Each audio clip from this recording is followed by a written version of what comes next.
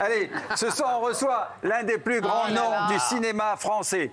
Et ses musiques de films légendaires. Il est le compositeur de près de 500 musiques de films. On regarde un récap de son parcours exceptionnel avant d'accueillir, mesdames, messieurs, monsieur Vladimir Cosma. C'est trop. Je connais pas Il est sans aucun doute l'un des plus grands compositeurs de sa génération. Bonjour Vladimir Cosma. On dit que je suis le plus grand en taille, en quoi? En talent bien sûr, puisque le chef d'orchestre franco-roumain a réalisé pléthore de musiques pour le 7e art. 500 musiques de films composées par vous. Dont certaines qui étaient la bande-son d'immenses succès populaires, comme Rabbi Jacob, La Boum, L'As des As ou encore Le Dîner de Cons. À 83 ans, le compositeur a décidé de rembobiner le fil de son immense et très longue carrière en donnant 3 concerts exceptionnels au Grand Rex à Paris, intitulés Vladimir Cosma, ses inoubliables musiques de films. Il sera accompagné d'un orchestre philharmonique composé de plus de 130 personnes. Ces inoubliables musiques de films prennent une toute autre dimension en live.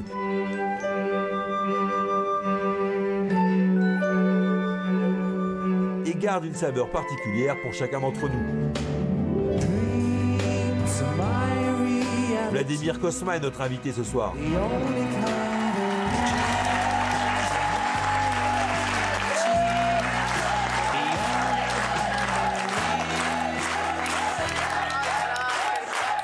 Vladimir Cosma, tellement heureux de vous revoir. J'ai eu le plaisir de vous accueillir déjà plusieurs fois et ça me fait très plaisir de vous revoir. On est tous très admiratifs, mon cher Vladimir, vous le savez. Alors, quelques chiffres. Vous permettez, vous allez être très touchés. Plus de 50 ans de carrière, plus de 500 musiques de films, 29 millions de disques vendus, notamment pour Reality. 2 Césars de la meilleure musique de film, Diva et Le Bal. Exact. Le Bal des Torres Scola, une merveille, où il n'y a pas un mot, il n'y a que de la musique, je le rappelle. 2 sets d'or de la meilleure musique pour la télévision. On applaudit encore monsieur Vladimir Cosma. Merci beaucoup d'être avec nous, mon cher Vladimir. Vraiment, merci beaucoup. Quand on sort tous ces chiffres, Vladimir, on regarde les affiches, là, regardez tout ça. C'est toute notre vie, hein. C'est notre histoire. Bah, c'est la mienne aussi. Ah oui, ça oui. Aussi, en même temps. Ça oui. Voilà, ça vous fout le tournis un peu, mais c'est comme ça. Je le conteste pas, quoi. Il a toujours beaucoup d'humilité. Moi, je l'ai reçu à la radio. C'est des blockbusters. Mais ouais, non, mais tu te rends compte, tu vois ça et, c'est incroyable. et il est tout gentil, et voilà. On va s'occuper de vous allez voir. Bon, allez, les amis. Oui, alors, parce que ça, c'est exceptionnel, tous ces films. Tout le monde les connaît. D'ailleurs, je vais vous proposer un petit quiz dans quelques instants, parce que je vais vous faire écouter des musiques, les amis. Vous ne jouez pas, hein, Vladimir? Non, Vladimir, vous ne jouez pas. Ce sont nos amis qui doivent retrouver le film de votre musique. Après, on va vous demander comment vous préparez une musique de film, si c'est avant, si c'est après, si c'est pendant. Ça nous intéresse. Et si on peut déjà prévoir, selon la qualité du film, si ça va être un succès ou pas, etc. Vous nous direz tous ces petits secrets de fabrication. Mais pour le moment, allez, un premier titre à découvrir. Attention, ne souffle pas dans le public. La chèvre. Non, la chèvre. La chèvre. Allez. Non, le grand blond. Non. Voilà, alors c'est Philippe Candeloro qui a trouvé. C'est quoi? Le grand blond. C'est pas la chèvre. Allez, c'est bien. Vous avez reconnu Vladimir? J'ai reconnu tout de suite. Dès les premières notes. D'ailleurs, vous savez, au début, la musique qui me accompagnait toujours, mon personnage, c'était le grand blanc avec une chaussure noire. Et puis petit à petit, la chèvre a fait son chemin. Est arrivé. Et j'ai vu sur RTL tout d'un coup un classement où la chèvre passait devant le grand blond. C'était étonnant. Il y a une espèce de concurrence comme ça entre les titres. Après, l'autre revenait, etc. Enfin. Allez, les amis, vous êtes prêts? Un deuxième titre à découvrir. Ça, c'est magique. Attention, un peu d'ordre. Florent. As des As. Non. J'ai pas la tête cible. Non. C'est pas l'animal. La gloire de mon père. La gloire de mon père. Bravo. D'après l'œuvre de Marcel Pagnol, un chef-d'œuvre. La musique bouleversante qui va parfaitement avec l'histoire. C'est magnifique. Comment vous avez travaillé justement cette musique qui est un peu différente de ce que vous faites? Est un peu différente parce que j'essaie d'éviter de faire une musique méditerranéenne, provençale, typique, avec des fifres, avec des tambourins, des choses comme ça. Donc j'ai trouvé fallait aller dans le contraste d'une musique très lyrique, très, très émouvante, et voilà. C'est ça, la saga. Bravo. Allez, un autre titre, mes amis, ne trichez pas. C'est dur, hein. Bah oui, c'est dur. Le père est une ordure. Boum. Deux films. Sophie. Le père doit être une ordure. Eh oui. Ouais, non, Et ça, c'est les sous-doués en vacances. Aussi. oui. c'est les sous-doués en vacances. Il a une fardeau, elle aussi. Avec Christian Clavier. Et à votre avis, qui c'est qui chante?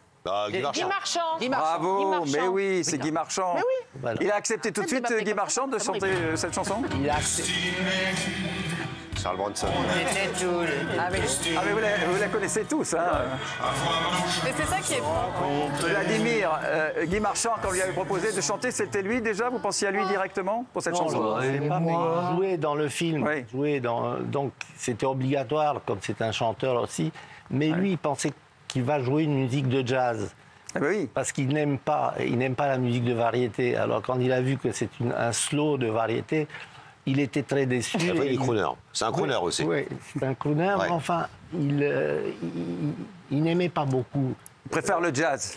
Il préférait le jazz, le tango, etc. Donc on a eu quelques contradictions au niveau de l'interprétation de la musique. En tout cas, c'est très très réussi. Allez, un autre titre, plus difficile.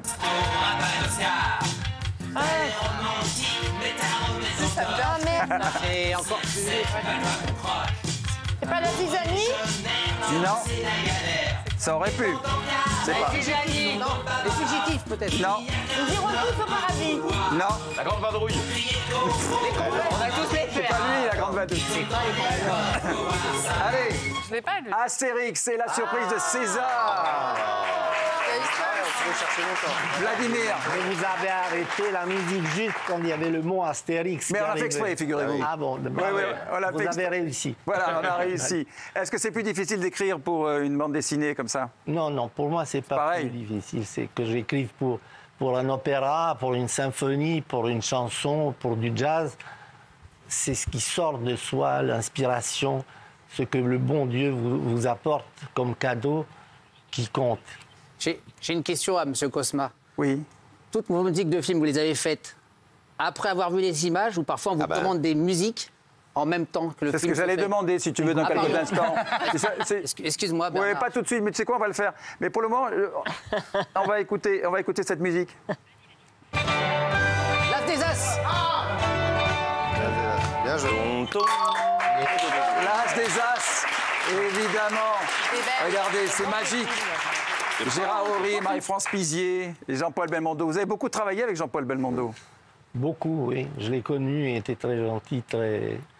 Et L'As des As, ça a été un moment émouvant pour moi, puisque c'est pas moi qui devais faire la musique obligatoirement. J'étais en concurrence avec Ennio Morricone, et on a fait des maquettes chacun, et finalement la mienne a été choisie.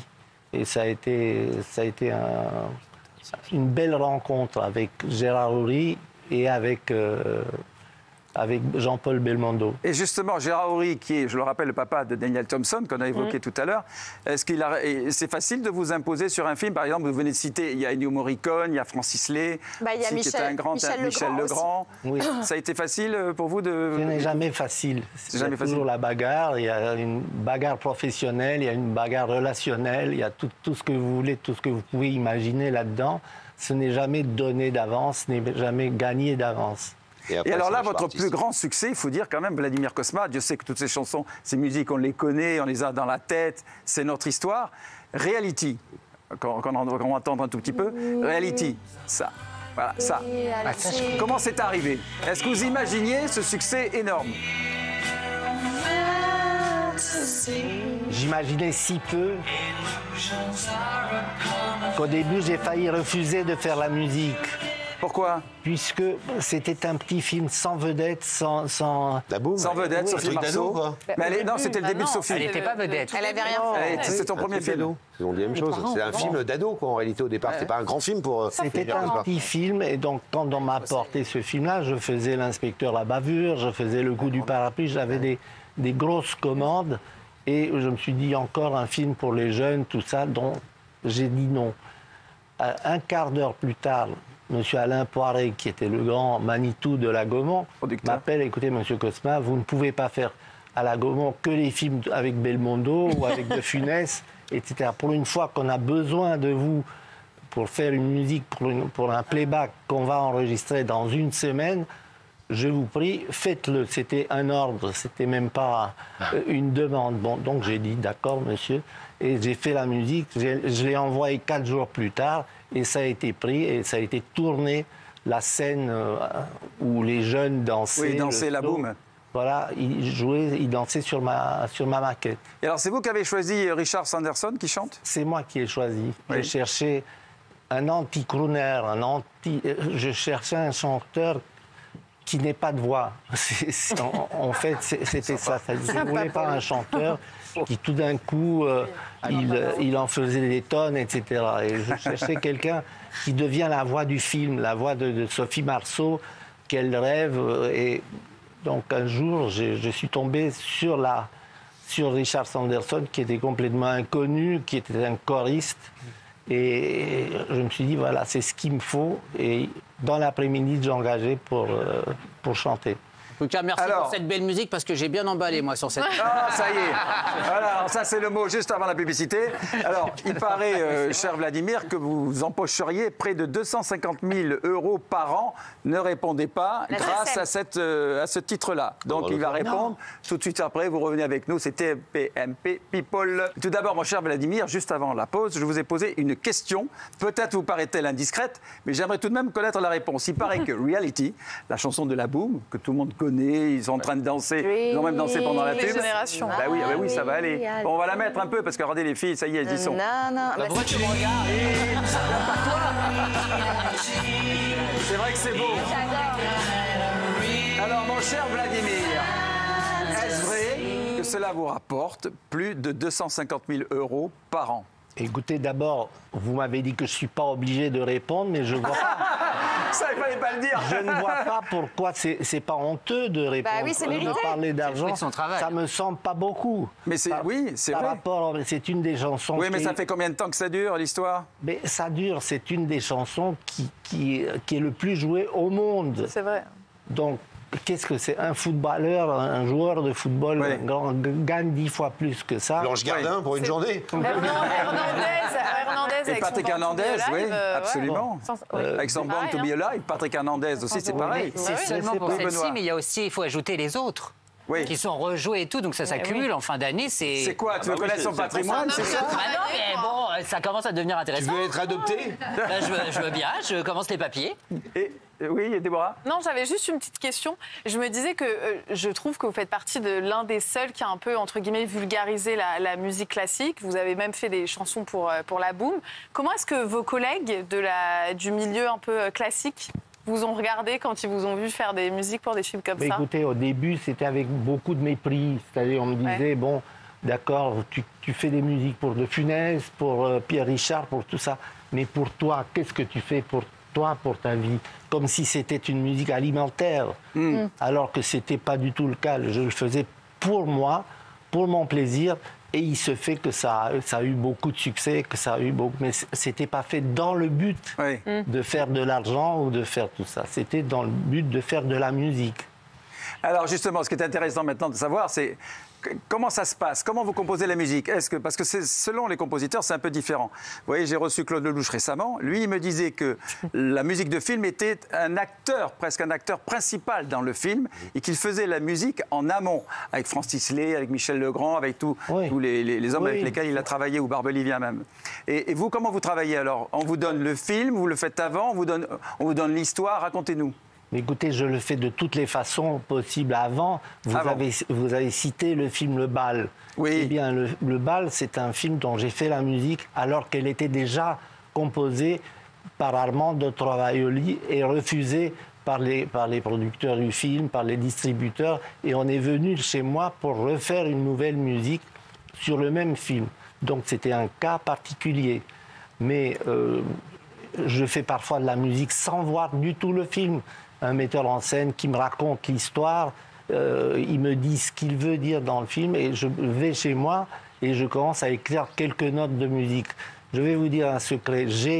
Depuis que je suis petit, J'ai eu un professeur de musique qui m'a dit, écoute, n'écris pas quand tu as un thème, quand tu as quelques notes, ne les écris pas sur des feuilles volantes parce que tu vas les perdre. Construis-toi des gros cahiers de musique cartonnés et quand tu as quelque chose en tête d'intéressant, tu marques tout dedans. Comme ça, tu vas les garder, tu ne vas jamais les perdre.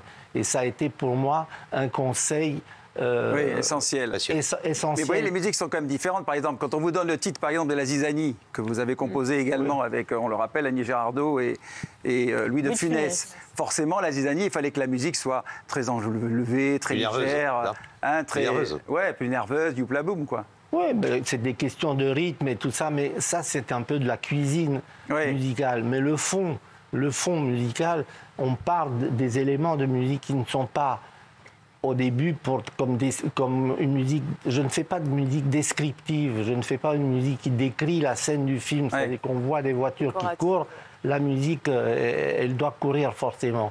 Ceci dit, je fais un thème qui me semble intéressant pour le film dans son ensemble, et après, quand les scènes en question arrivent, la poursuite de voitures... On découpe, c'est ça, vous découpez? Vous découpez après, c'est ça? Après, je les adapte, je les réorchestre. Oui, c'est ça. Voilà. Alors, dites-moi, Vladimir, alors vous qui avez fait toutes ces musiques avec toutes ces stars incroyables, Belmondo, Louis de Funès, Annie Girardot, enfin, tout le monde, quoi, vous avez eu tout le monde, et notamment Pierre Richard. Pierre Richard, surtout, je crois que les musiques de Pierre Richard sont étroitement associées à sa carrière. Quel rapport vous avez avec lui? Vous êtes devenu ami avec des personnalités comme celle-là? C'est des amitiés professionnelles, c'est pas des amis. On est amis avec ses camarades de classe quand on est jeune, tout ça. Après, on connaît des gens du métier, ça devient des amitiés professionnelles. Bon rapport, moins bon, mais c'est pas de la vraie amitié. Oui, des amitiés de circonstances sur le moment. Voilà. Donc avec Pierre Richard, je suis toujours en très bons termes. J'ai fait pratiquement tous ses films. J'ai fait, je sais pas, 13, 15 films avec Pierre Richard.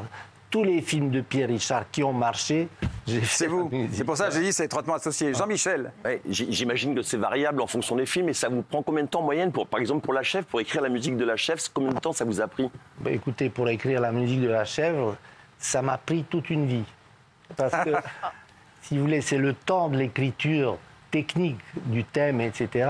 Mais c'est tout le restant de ma vie où ces thèmes-là m'ont travaillé, je les ai faits, je les ai construits, je les ai refaites. Le thème de La Chèvre, je l'ai fait au moins en 15 fois ou 20 fois dans des versions différentes que j'ai dans mes cahiers. Ouais, si on veut chercher l'historique de tout ça, on trouve que c'est un réel travail. Et votre musique préférée, c'est laquelle de vos musiques vous préférez? Ça, c'est différent, ça dépend des jours, là. Alors aujourd'hui, par exemple, aujourd'hui on est samedi, aujourd'hui c'est laquelle? Écoutez, vous m'avez tellement parlé de la boum que je suis... Ben oui, mais nous aussi, on aime beaucoup. Est-ce que vous avez déjà refusé de faire la musique d'un film et pourquoi? Oui, j'ai refusé bêtement de faire la musique de la 7e compagnie de Robert Lamoureux. Pourquoi? Parce que je venais de faire le Rabbi Jacob et on m'avait catalogué déjà comme compositeur de musique de comédie. Et je ne voulais pas que mon nom soit accolé uniquement à des comédies, etc. Je me dis, bon, j'ai fait Rabbi Jacob, maintenant je vais plus bas. De Funès, je passe à 7e compagnie. J'ai refusé. Et alors, quand vous entendez ce que ça a donné, la musique de la 7e compagnie, vous vous dites, ils ont bien bossé, parce que c'est quand même une musique très reconnaissable. D'abord, je n'écoute pas forcément. Je ne me rappelle pas de la musique de la 7e compagnie. Je ne peux pas vous répondre. Quand même. Tu as bien fait. Ma culture ne se fait pas. J'écoute des chansons qui me plaisent, des symphonies, des choses comme ça, mais j'écoute pas forcément toutes les musiques de films qui sont faites. Je l'ai pas faite, j'ai loupé cette affaire, entre guillemets. Bien sûr. Bon, je regrette, et puis un point c'est tout, ça va pas plus loin. Allez les amis, 3 concerts exceptionnels au Grand Rex, si vous voulez passer des soirées divines. Le vendredi 16 juin, 20h, le samedi 17 juin, 20h, le dimanche 18 juin, 15h, au Grand Rex, Monsieur Vladimir Cosma. Merci, un grand bonheur de vous avoir reçu, un grand honneur. Merci. On regarde.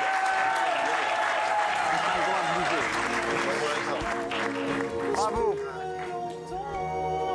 Dreams are my reality. Suis l'hymne de la vie. Destinée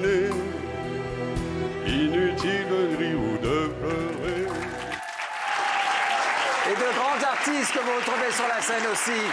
Vladimir, vous savez que c'est toujours un grand bonheur de vous accueillir. Je suis ravi. Bravo. Beaucoup d'admiration pour vous. Bravo. Au Grand Rex. Merci beaucoup. Allez.